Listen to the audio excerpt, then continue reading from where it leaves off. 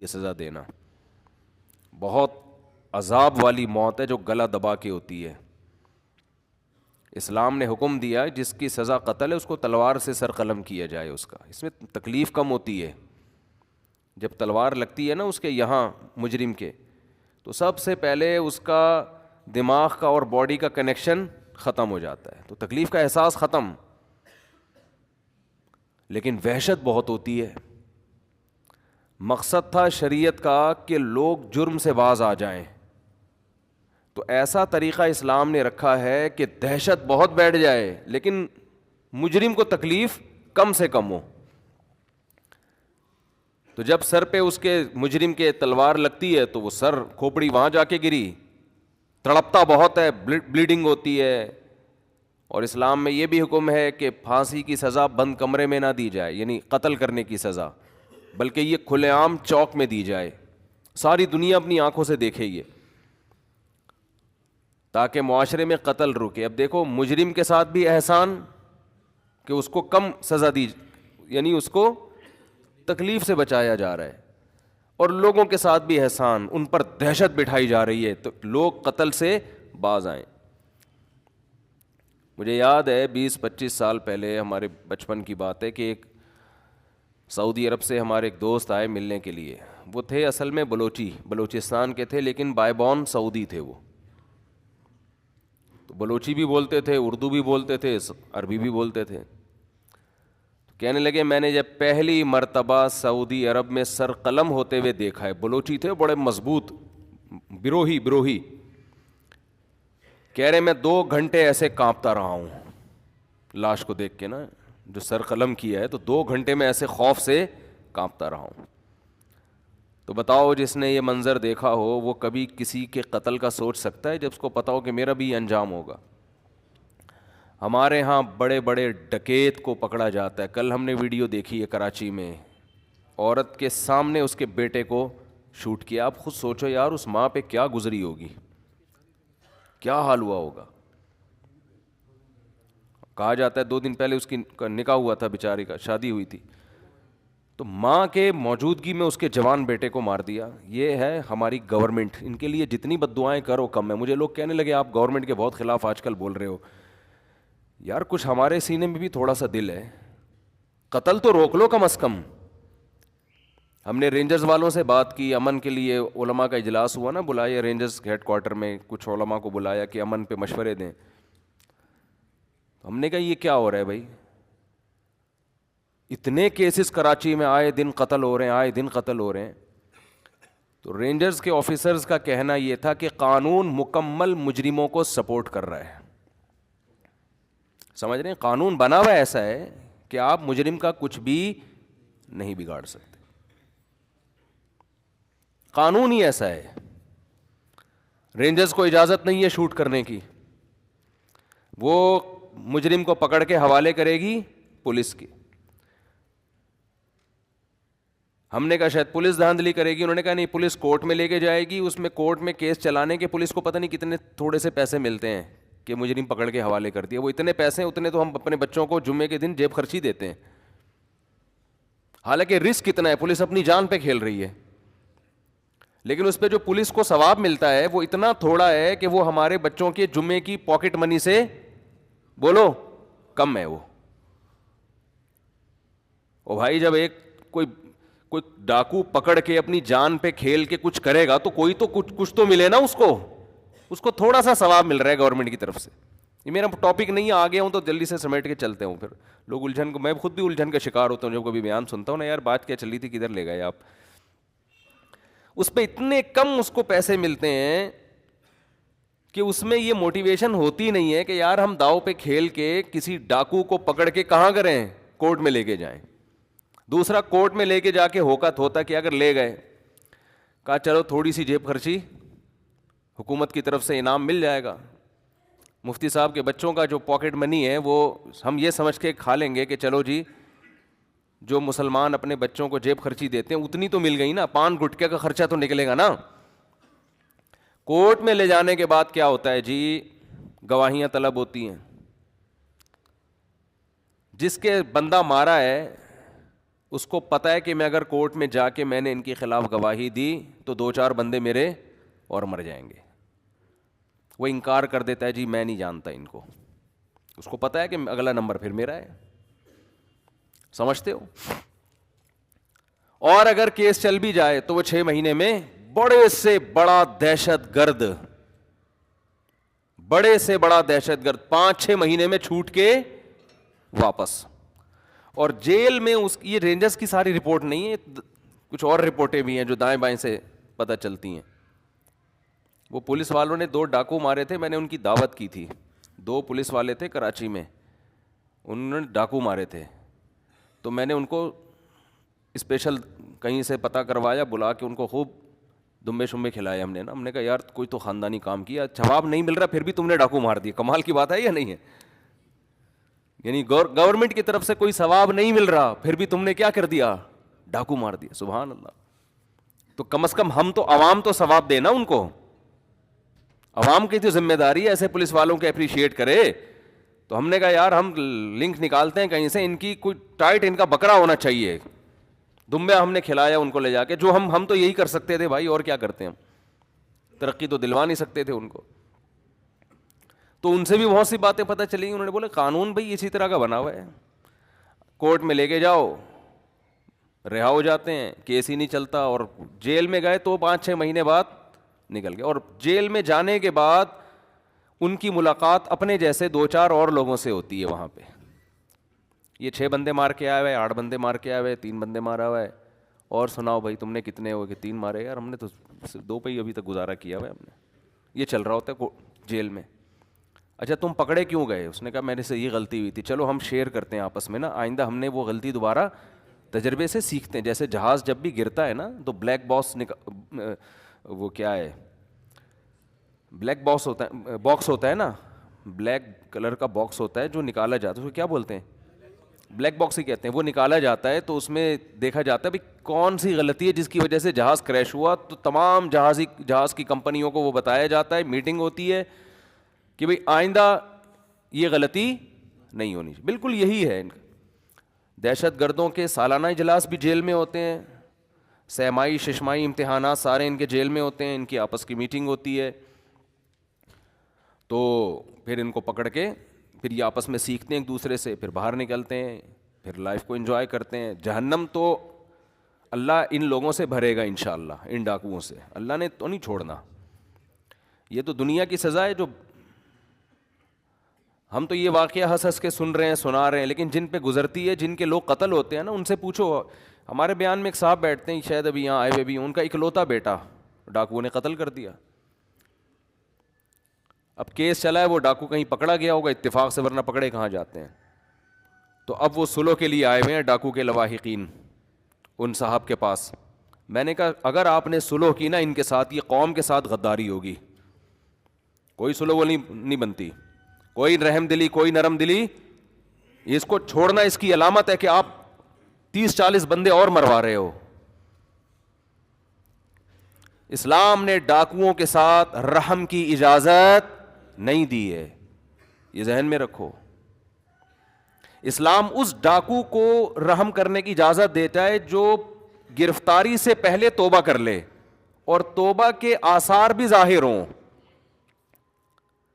توبہ کا مطلب کیا ہے؟ ڈکیتی کی اس نے, اس کو خیال آ گیا, ابھی پکڑا نہیں گیا ہے, اس نے گڑ گڑا کے توبہ کر لی, اور صرف توبہ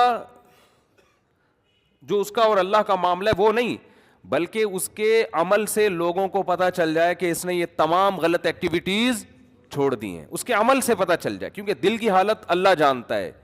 دل سے تو اللہ توبہ قبول کر لے گا, لیکن وہ آخرت میں. دنیا کا معاملہ یہ ہے کہ اس کے عمل سے لوگوں کو پتہ چل جائے کہ اب یہ ویسا نہیں ہے جیسا پہلے ہوا کرتا تھا. تو قرآن کہتا ہے اس کی سزا پھر ڈاکوؤں والی نہیں ہے. الا الذین تابوا من قبل ان تقدروا علیہم. قرآن کہہ رہے ہے کہ وہ سزا جو ہم نے ڈاکوؤں کی متعین کی ہے اس سے وہ ڈاکو مستثنا ہے جو گرفتاری سے پہلے توبہ کر لیں. لیکن آن دا اسپاٹ اگر پکڑا جائے یا ڈکیتی کے بعد توبہ سے پہلے پکڑا جائے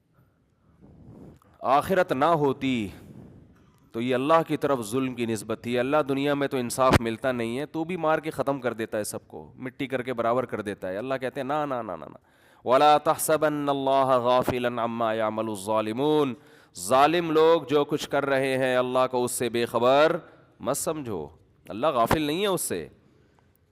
کیسے وہ بوڑھا باپ بیچارہ کتنے دن روتا رہا یہیں ہمارے ساتھ, آپ نے بھی دیکھا ہوگا نا, اکلوتا بیٹا اس کا ہے, اکلوتا ہی ہے نا, اکلوتا بیٹا تھا ان کا, جوان لڑکا شہید کر دیا, بڑھاپے کا سہارا بننے والا تھا, چند ٹکوں کی خاطر, چند پیسوں کی خاطر. تو انشاءاللہ یہ سارا ثواب گورنمنٹ کے کھاتے میں بھی جا رہا ہے, جو اسمبلیوں میں بدبخت لوگ بیٹھے ہوئے ہیں ان کے کھاتے میں بھی جا رہا ہے انشاءاللہ یہ سارا عذاب بالکل ٹس, جب تک ان کا اپنا کوئی بندہ نہیں مرے گا. مجھے یاد ہے ایک ملک کا نام نہیں میں لینا چاہتا, اس کا اپنا بیٹا جو ہے نا بادشاہ کا, وہ شہزادہ نشے میں مر گیا, فوراً اس کنٹری میں نشے پر پابندی لگا دی گئی, اپنا بندہ مرا ہے ان کا نشہ کر کے. تو کوئی ڈاکو جب ان کو پکڑے گا, ان کو چھینے گا شاید تھوڑا سا کچھ, ورنہ یہ عوام مرتی رہے. عوام بہت زیادہ ہو رہا ہے کراچی میں, بہت زیادہ ہو رہا ہے, تھوڑا نہیں ہو رہا, ہر ہفتے کی رپورٹ ہے. اور میرے بھائی آپ بھی لائسنس بناؤ, اسلحہ رکھو, اپنا ڈیفینس کرو خود, گورنمنٹ سے آپ امیدیں نہ لگاؤ. دیکھو میں ڈیفینس کا ایک طریقہ بتاتا ہوں آپ کو. زیادہ سے زیادہ جو لوگ ہیں, جو سنجیدہ لوگ ہیں, وہ لائسنس رکھیں, قانونی اسلحہ رکھیں, خاص طور پہ جو دکانوں پہ بیٹھے ہوئے لوگ ہیں. ہونا یہ چاہیے کہ ایک شاپ پہ اگر ڈکیتی ہو رہی ہے تو دوسرے سامنے والے کے پاس پسٹل ہونی چاہیے, یہ آپ کا قانونی حق ہے, آپ اس وقت فائر کھول سکتے ہیں, اس وقت یہ لیگل نہیں ہے. سمجھتے ہو کہ نہیں سمجھتے؟ اب عوام بھی ایسی بزدل بن گئی ہے, دو بندے آ کے پورے بازار کو لوٹ رہے ہوتے ہیں, باقی تماشا دیکھ رہے ہیں. ہم بچپن میں پنجاب جایا کرتے تھے, وہاں ڈکیتی کا امکان ہی نہیں تھا. وہاں وجہ یہ تھی کہ اکثر لوگوں کے پاس اسلحہ ہوتا تھا, کوئی اگر گن پوائنٹ پہ کچھ چھین رہا ہے تو لوگ جانے نہیں دیتے تھے اس کو, ادھر سے بھی بندہ آ گیا وہ ہاتھوں سے ہی پکڑ لیتے تھے, ٹھیک ہے نا. اتنے سارے لوگوں کو کون, تو آن دا اسپاٹ کوئی بندہ اگر قتل کی کوشش کر رہا ہے, آپ ڈیفینس میں بندہ اپنی جان بچانے کے لیے مار سکتے ہیں. لیکن لوگ مارتے کیوں نہیں ہیں؟ ایک تو اس لیے کہ اسلحہ نہیں ہے, نمبر دو مارنے میں ڈر یہ کہ ہم نے یہاں سے مارا, کوئی اس کا دوسرا چھپ کے بیٹھا ہوا ہے, وہ وہاں سے فائر کھول دے گا. تو جب سب لوگ ایک کمیونٹی بن کے سب اپنا ڈیفینس کریں گے کہ بھئی یہاں کسی بھی دکان پہ کوئی اسنیچنگ کا واقعہ ہوتا ہے یا اس گلی میں کچھ ہوتا ہے, تو ہم سب نے مل کے اس ڈاکو کو کسی نے بھی بھاگنے